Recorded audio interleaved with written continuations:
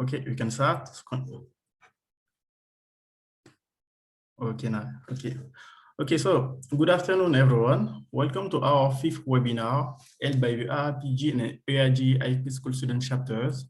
Today, we will be presenting a topic entitled Equinor EOR Experience, Norwegian Continental Shelf Field Examples.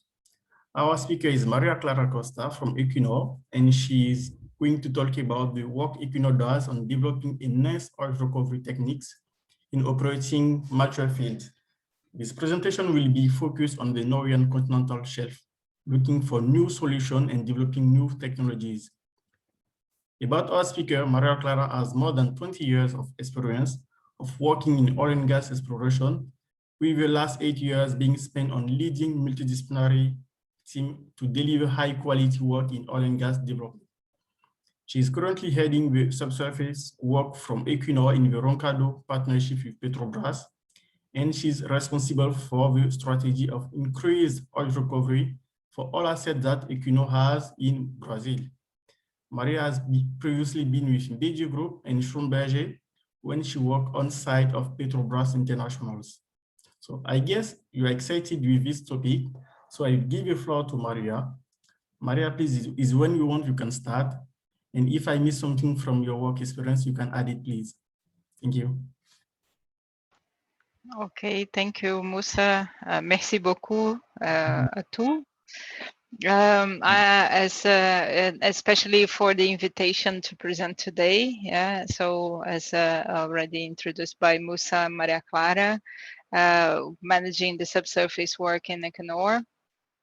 And I will be presenting this experience we have in Equinor with increased oil recovery from many assets we do. And to start, oh, what happened? Oh my God, wait a minute. Okay. So to start, I like to talk about the basis of Equinor, because in any activity that we want to achieve success, we need to start from a solid base. And for having a good increased oil recovery or reservoir management, that's not different. So I will start by mentioning the pillars that give the direction of everything we do in Equinor. It all starts with a purpose and a long-term vision that will set the why and where we want to get. And then we need the values and the strategy, which are how and what we do to reach our objectives. Fundamental changes are happening in our industry and faster than ever before.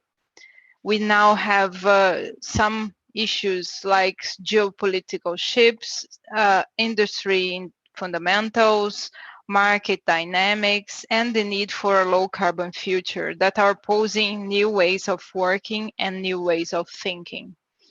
And in Equinor, we see these changes and these challenges as opportunities to shape and improve the energy industry of tomorrow. We aim to set an example for how the oil and gas industry must develop, show leadership, and point the way to bolder and better solutions. We are a values-based company where empowered people collaborate to shape the future of energy. And we are an energy company committed to long-term value creation in a low-carbon future. Talking a little bit about our strategy. Oh, let me go back, sorry. We will actively shape our portfolio to deliver high value with a low carbon footprint, with always safe operations. And we will maximize and develop the values of our unique NCS, or Norwegian Continental Shelf, the position we have in Norway, and also our international oil and gas business focusing on safety, cost, and carbon efficiency. Oil and gas will continue to form the basis of our portfolio, while at the same time we see some growing contribution from renewables. And we have the mid and downstream activities that will enhance the value creation from our business line. So knowing the basis, now we can go to our history. That's a history that started 50 years ago in Norway, where we operate more than 40 fields and platforms. We are currently producing 1.3 million of barrels of oil equivalent per day, which is more than half of the total Equinor production around the world. And the Norwegian Continental Shelf, or the NCS, is the offshore region, including the North Sea, the Norwegian Sea, and the Barents Sea, as shown here in the map. Is where we have most of our experience in reservoir management, in increased recovery, and therefore will be my focus for today. Everything we do in reservoir management and increased recovery in Equinor has the final target to get more out of our fields, tied to the corporate strategy pillars that I showed you before. We are constantly innovating, which means we need to find high value from our oil and gas production at a lower carbon while performing always safe operations. And we need our reservoirs to have high productivity with optimal wells at the minimum consumption, which requires constant reviews and updates of our drainage strategies, of our reservoir modeling, of the seismic interpretation, including 4D seismic, of data acquisition, and also of monitoring. All of these comprise what we call the reservoir management plan, which includes also the production, injection, and drilling plans for the field. And the reservoir management in Equinor is based mainly on modeling, simulation, imaging and monitoring, and recovery methods. The recovery methods are part of what we call this EOR Toolbox, this improved recovery toolbox that we use that is formed by the drilling well methods, which include advanced drill, advanced wells, multilateral wells, more extended wells, smart wells.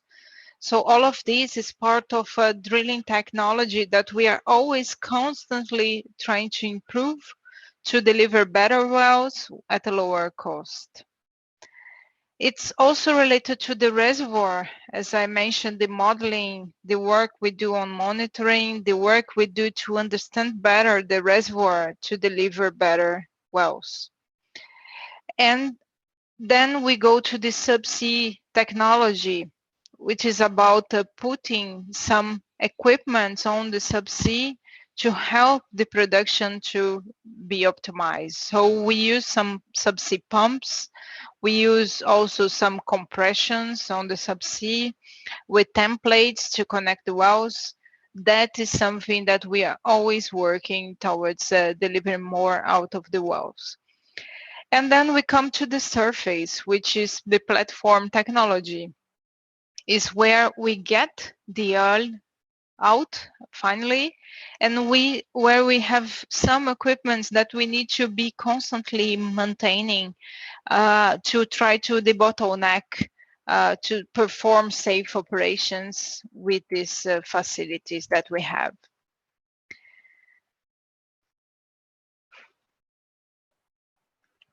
About our multidisciplinary work, if we think traditionally the way we work in oil and gas, we have structural geologists that will work on the seal, the geophysicists will work on the seismic, the reservoir engineers will work on the simulations, while the operation and drilling engineers will work on the equipments. And in Equinor, we adopt a multidisciplinary approach when the disciplines that can learn to speak one another's language, especially in the subsurface team, to then be able to work together from an organizational perspective. So we need that the explorationists focus on the first oil, that the oil that will be on deck. We need to together think of how we can build knowledge to be more efficient, to ensure that we have synergies to move faster and with less risks on the execution. So we need this common subsurface, fit for purpose organization, which much more integration and knowledge transfer, supporting from the access with exploration to the IOR, to the increased recovery on the long term, to also strengthen our commercial mindset to make better business decisions. We need to find new solutions and technologies. So be challenging each other is a good thing. We can challenge each other's view. We can challenge each other's work, because in that way we can move on. We can use the creativity, the passion that we have to work, the persistence that we can then deliver successful projects. And the research and technology are critical success factors to achieve safe operations and get the most of our fields.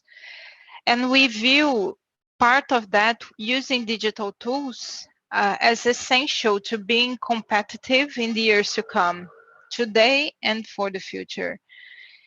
We in Equinor have many facilities, as I mentioned before, more than 40 fields producing in Norway.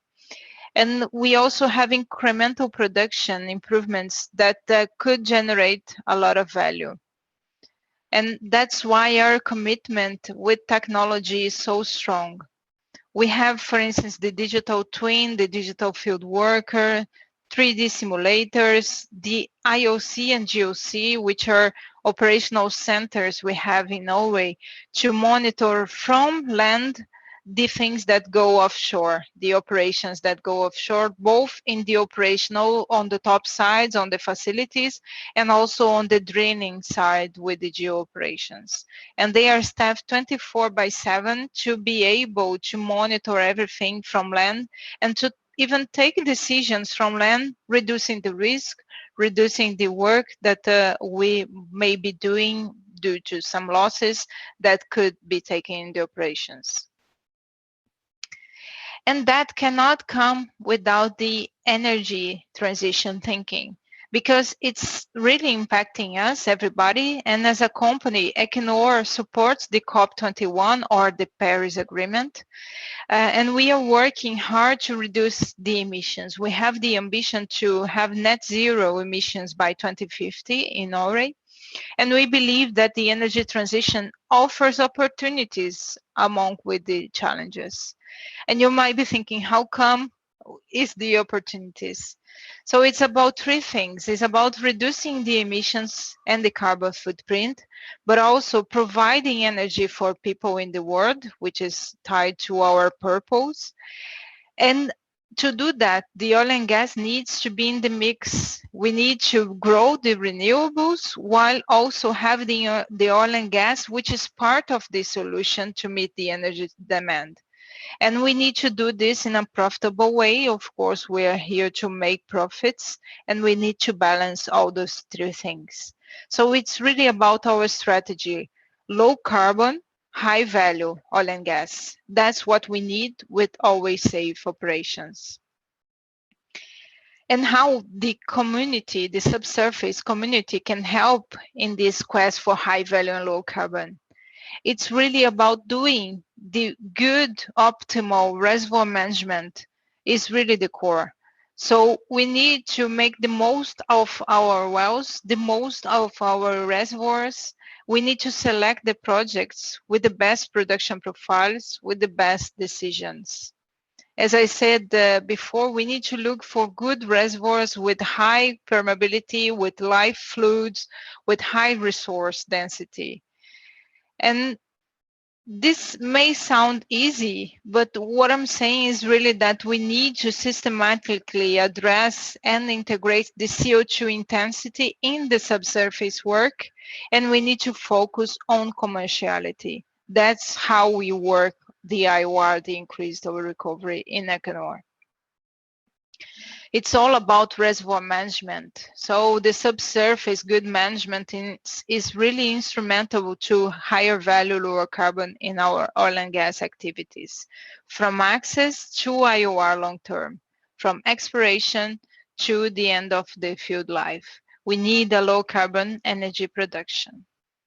So I will show now one example of a mature field from Equinor, which I like very much. It's named Statfjord.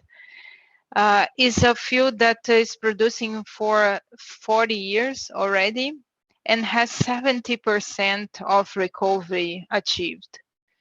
If you think about the world average or recovery factor, that's 35%, we see the importance of Statfjord example.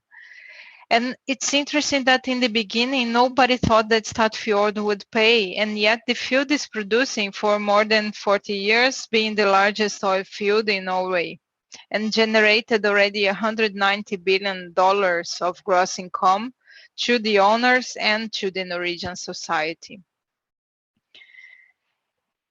And based on extensive mapping on the underground, the remaining potential of Statfjord is still considerable. So we see that actually we have been able to manage the decommissioning, or I don't know how much you know about decommissioning, is when we think that the field will be stopped, production will be stopped operations. So it was scheduled the decommissioning for 2022, next year, in Statfjord Day, which is one of the platforms. And we are working now that the field life will be extended to 2027 in Statfjord Day. And also for the Statfjord B and C, the other two platforms in the field, the lives will be extended beyond 2035.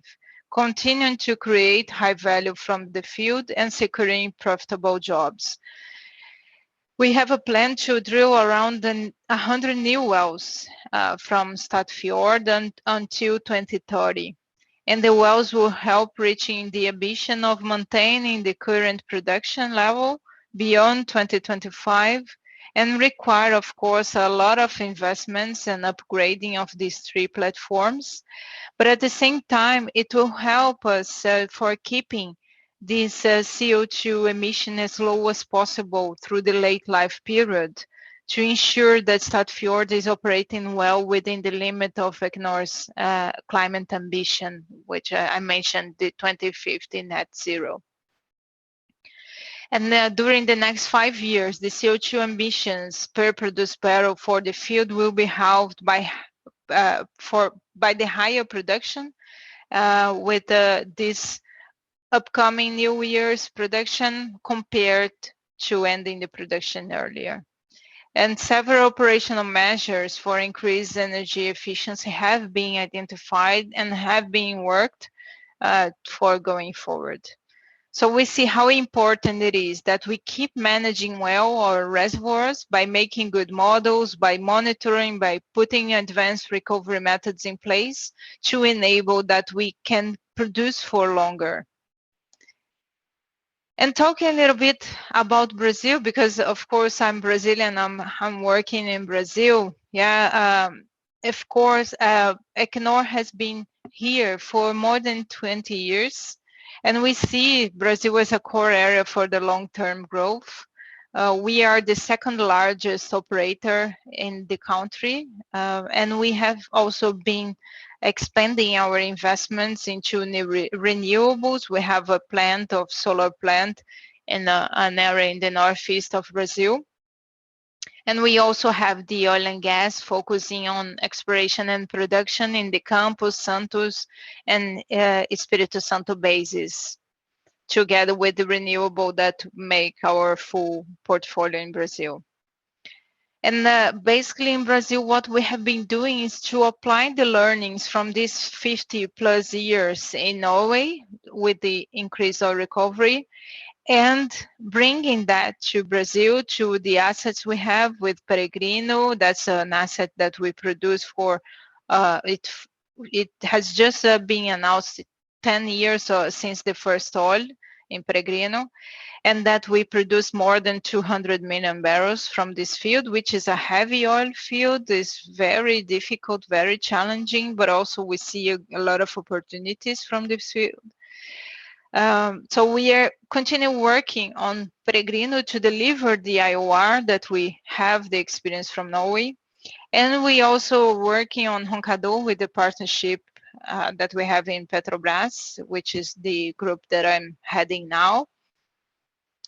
And we are working also on preparing the new fields. We have the Bacalhau field and BMC 33, and also the exploration. We plan to use all the learnings we have from Norway in Brazil to make also Brazil a good play for producing. So to finalize my closing remarks is that the world has been changing and it's changing fast. So basically business as usual is not anymore an option. There is no way back to the energy transition. And the way we work in oil and gas require completely different approach. Is the way to be resilient, to compete, is the way that we are aware of our accountability and ownership in the things we do from the subsurface to the business case to the commercial decisions, and with the impacts that it has on the CO2 emissions and on the value of the fields. It's about competitiveness with the CO2 mindset and increase efficiency in the way we work by reshaping the subsurface role in managing the reservoirs. And the big enabler for that is the collaboration, working integrated with focus on the right things, using digital tools and thinking out of the box. In summary, the decisions on the quality of the reservoir and the fluid, the drainage strategy, the conditions for developing solutions, the drilling well, topside operations, defines really the value for the field and the CO2. And the holistic approach in the reservoir management is the key for the energy transition we are living. So thank you very much for your attention, and I will be open for questions or comments from you.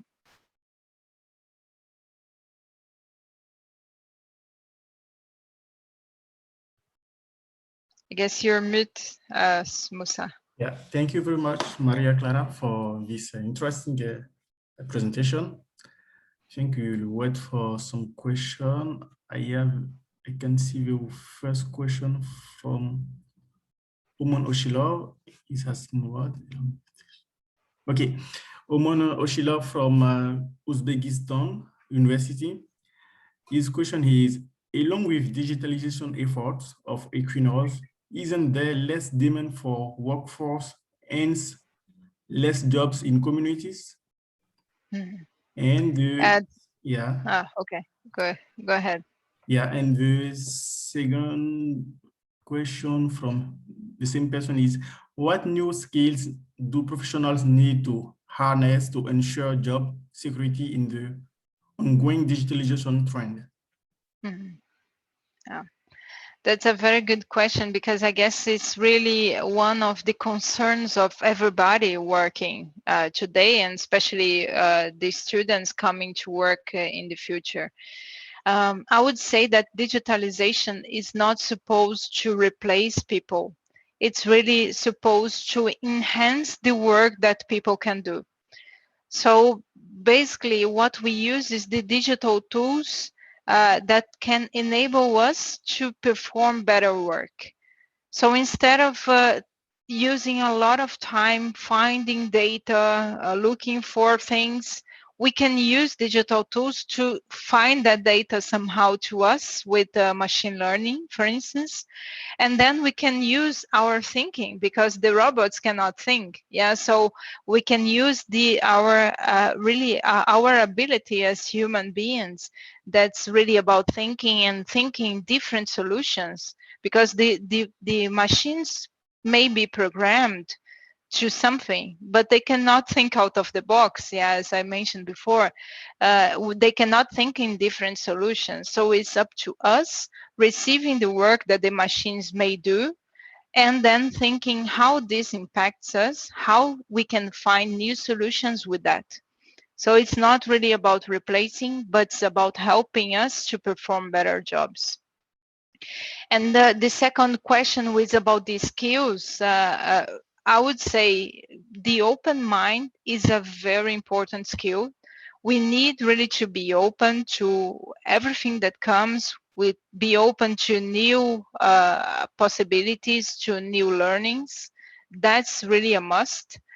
And if you can also learn how to program, I would say that is also a very relevant skill that is needed, yeah, for the future. Because if we are going to use these digital tools, we need to learn how to make them, how to use them in the better way. So if you have some programming skills, that would be very good. And even, for instance, I'm focusing on the subsurface as I'm managing the work on the subsurface. Even in the subsurface, if you have some digital skills, that is very relevant, because then you can join your knowledge on geology, on geophysics, on reservoir engineering, on production engineering, and together with your skills of programming, you can really fly. Yeah, you can do whatever, because you can take these existing softwares and make them even better. Yeah, so that's really important, that first, to be open to new ideas, to new learnings, and these skills on digital are very important. Okay, thank you very much. I think he has another question to us. Could you give some information about carbon negative oil in Equinor? He said, I remember the company began producing such oil. Mm-hmm. Yeah, that's a very good question as well, because it's about the carbon capture and storage. Yeah, so we can start capturing some of the CO2 and putting to the reservoir. So that would basically help us reducing the CO2 emissions, because we are not going to release the CO2 to the air. We are instead putting it down to the reservoirs. Yeah, so it's a little bit of what is shown in here. Yeah, we capture the CO2 and then we put it down to the reservoir. So that's a really important thing that we can think of for the future. And also, we are working a lot on electrifying the plants. So we currently have most of the plants in offshore fields with the energy from gas or even from other more heavy crudes. And we are now turning to electrification. So that also helps that we stop producing emissions, yeah, on CO2. So that's our, I would say, the good things that we can do towards a cleaner oil and gas industry, because we see that the oil and gas industry will remain for some time. I don't know if forever, but at least for some years to go. And we need, as I said, to be in the mix. Yeah, the oil and gas industry will provide some enables to the renewables, and we need really to be working together. And that's how we have been trying to do in Equinor. Okay, thank you for this clear answer. Okay, the next question is from Joao Lopez, and his question is, what are the methods that are being applied to enhance the recovery of EVR in Brazil? Yeah, very good. Wow. Some of the techniques I could say that we have been using is related to wells. So for instance, we use multilateral wells, we use extended wells. If I'm not mistaken, Peregrino has the record or the achievement of having the longest well drilled in Brazil, with the most reservoir exposure. We also use, for instance, AICTs, so valves that can help on producing more oil or gas and less water. That's also something that's been used a lot in the fields in Norway. Yeah, I guess that's part of that. This is on the drilling technology. We have been using a lot of the knowledge also on the subsurface, on the reservoir technology. So we are using a lot of modeling, learnings, of monitoring So that's really part of what we have been doing. And on the top sides, we also do a lot on these learnings that we have from the fields in Norway. On the subsea, I would say that so far we haven't done much because Peregrino, the completion is on the top side, but we are working towards the new fields that we are going to use a lot of these learnings as well on the subsea, on Bacalhau, on BMC-33. Yeah. Okay, thank you very much. Okay, we have a fourth question from Firdush Hussain from India, IIT Bombay University. His question is, what are the possible challenges in EOR in terms of technology or minimizing the carbon footprint at Equinor?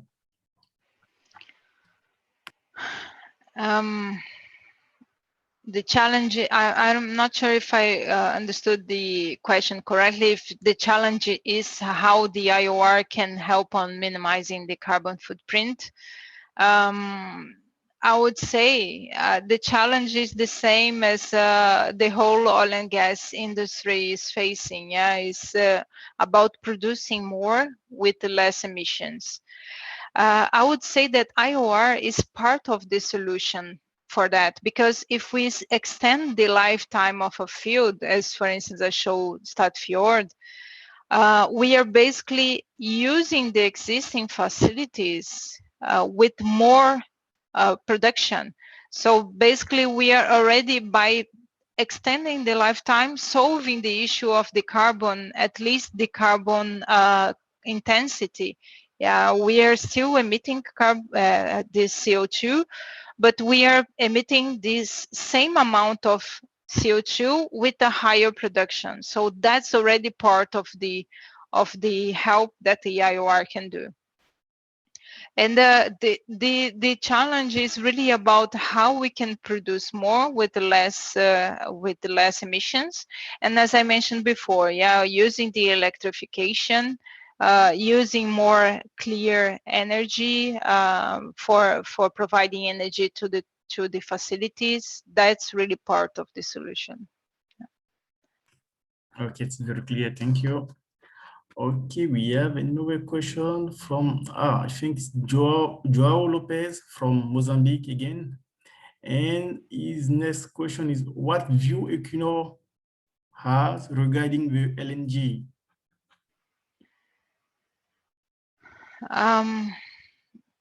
I guess the LNG is when you produce gas, yeah, and sell it liquefied. As I mentioned, the current asset we have production is Peregrino, so we don't have so much gas. But this is something that we are working on for the future assets. You may have seen the news on BMC-33 that we released recently, I guess a few weeks ago.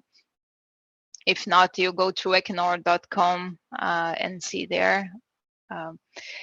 We have a lot on that in Brazil, yeah. But I guess the question was not specifically for Brazil, yeah.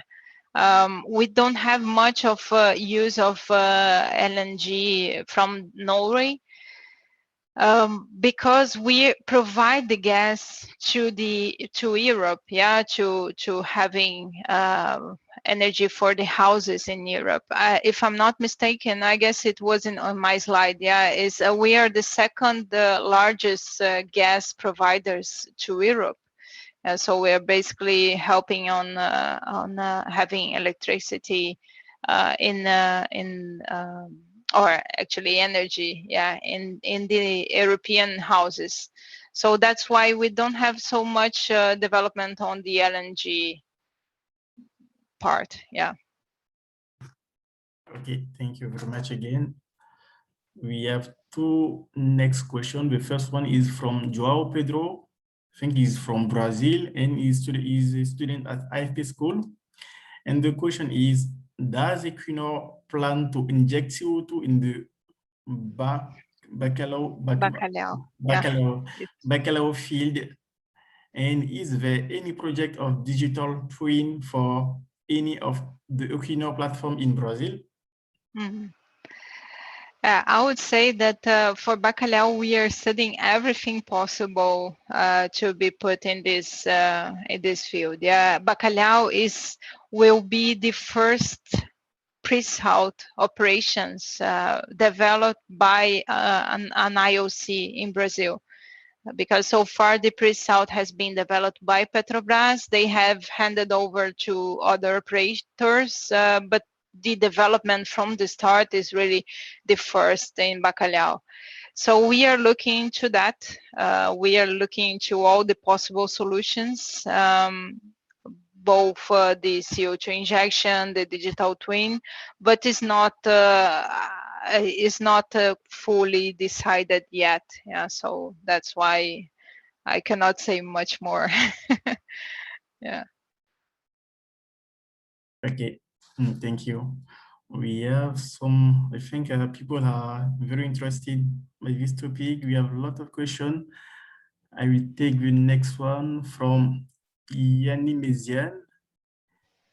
And his question is, where come from the electricity for plants you will use? I don't know if it is related to, hello? Yeah. Yeah.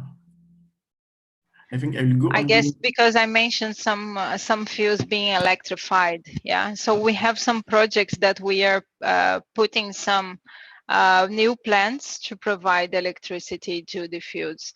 I'm not 100% sure from which base is offshore, onshore Norway, close to the offshore fields that we are electrifying. Yeah. Yeah, thank you. Because often when you use electricity, the main point is to know where it comes from, not to use coal electricity in order to tell you are safe and emit elsewhere. Yes. We have some wind farms there in Norway, both onshore and offshore. So I would guess, I'm not 100% sure, but I would guess that it's coming from those wind farms. Yeah. Okay, thank you for your answer. Yeah. Thank you, Maria. We have a question from Oman, Uzbekistan University. And the question is, you said that at Equinor, multidisciplinary work style is one of the core values. I was interested how it looks like on the ground, what the communications like, how is it maintained, what the workplace like, things like that. Yeah. That's one of the things I love in Equinor since I joined, because I had some other experience in other companies, and the multidisciplinary integration is really something that I haven't seen in any other place. Maybe there is in other that I didn't work. I would say that we tend to work everything together. So normally we sit together, the geophysicist, together with the geologist, together with the reservoir engineer, together with the production, if the field is already in production, to find how we can put better models to understand better the reservoir. So we really do an integration. I have seen in other companies, for instance, talking about reservoir modeling, that the geomodel is made by the geologist based on some surfaces that he or she receives from the geophysicist. And there is not so much integration between them in this process. It's basically the geophysicist maps the seismic and send the surface to the geologist that will then make the geomodel. And then once this geomodel is done, the person provides that model to the reservoir engineer to run the simulations to make the reservoir model. And then once the reservoir engineer does the simulations, having the results provides to the production engineer that will then talk to the operational guys about how the wells should be taken, or talk to the drilling and well guys that will then perform the drilling on the well. And that multidisciplinary approach is that we sit everybody together from the start and work on the geomodel together to build the geomodel, and with some iterations in between. So once the geophysicist is doing the thing, is discussing with the geologist, is discussing with the reservoir engineer already, and doing some quick steps on delivering a possible result of the model, and discussing how this would impact in the final production of the well. And that is all the cycle coming back to the beginning, that then we need maybe some interactions with the geophysicist to change the interpretation, the geologist to change the model, you know, so that's really an integrated work. And if we talk about a little bit outside the subsurface, it's also a lot of integrations, because we do have some re-evaluations of the projects while they are going, and for the wells as well, there was to be drilled. So we sit together, the subsurface team with the drilling well team, finding the best solution for the well, and some interactions from the drilling well team when they are doing really the final operational setup of the well. They come back and discuss with us, with the subsurface, to have the final product in the end. And the same goes to the operational side. We think together of how the well will be, together with how this will be tying on the facilities, and how this will be run considering the other wells. So it's, I would say, it's really day-to-day basis that we have some process inside Equinor that we use this multidisciplinary approach. It was easier when we were all at the office, yeah, because then we could join in the meeting room and work together. Now, everybody at home, we can still do, but with some virtual interactions, yeah, but it's really about talking daily with everyone. And the operational side, when we are performing the operations, producing the wells, we do have also some meetings that are from the operational people with the subsurface people about the issues that are going on the facilities and how the wells can be optimized. So it's really a common integration all the time. Okay, thank you very much. I think I will take the last question and it will be hand. The last question is from Julio, and the question is, the CO2 capture mainly come from the same reservoir, or does it come from other industry in Brazil? We are not still working on carbon capture in Brazil, but in Norway, it may come from different reservoirs and be put down to one reservoir. It's very common in Norway that we have different reservoirs tied to the same platform.